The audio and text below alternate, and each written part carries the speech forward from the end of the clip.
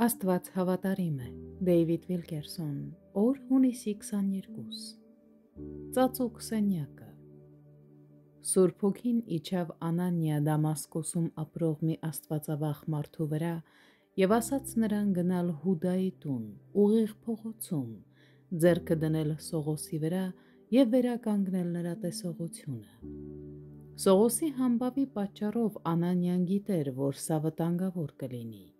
սակայն ահա թե ինչպես Սուրբ Հոգին ներկայացրեց Սողոսին, երբ Անանիային հրահանգեց։ Ահա աղոթք է անում, Գործք 9-րդ գլուխ 11-րդ խոսք։ Տերն ասաց. Անանիա,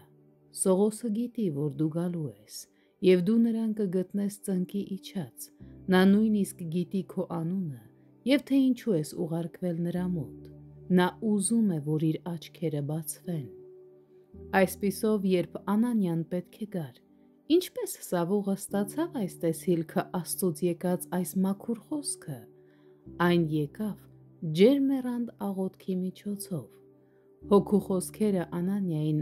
բացահայտում են, թե ինչն էր հուզել Աստծո սիրտը Սողոսի վերաբերյալ։ Նա աղոթում է։ Այնուհետև Սավուղը 3 օրով փակված մնաց Աստծո հետ, հրաժարվելով ամեն տեսակի սնունդից և ջրից։ Նա միայն Տիրոջն էր ուզում, ուստի մնաց ծնկի իջած, աղոթելով և Աստծուն փնտրելով։ Իմ քարոզիչ հայրը սովորեցնում էր ինձ ասելով. Աստված միշտ ճանապարհ է բացում աղոթողի համար։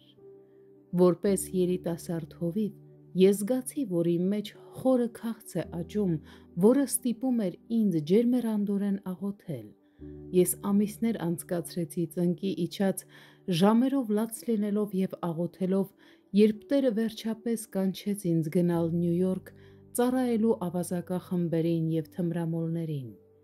Ես նաև ծնկի եկա և արցունքներով փնտրեցի Աստծուն, երբ նա 80-ականներին ինձ կանչեց Նյու Յորք, Թայմս Սքվերում եկեղեցի հիմնելու համար։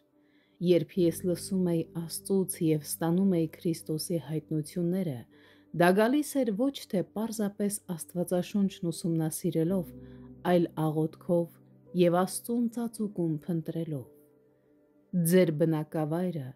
դարձրեք աղոթքի ծածուկ սենյակ։ Աստված միշտ ճանապարհ է պատրաստում աղոթող ծառայի համար։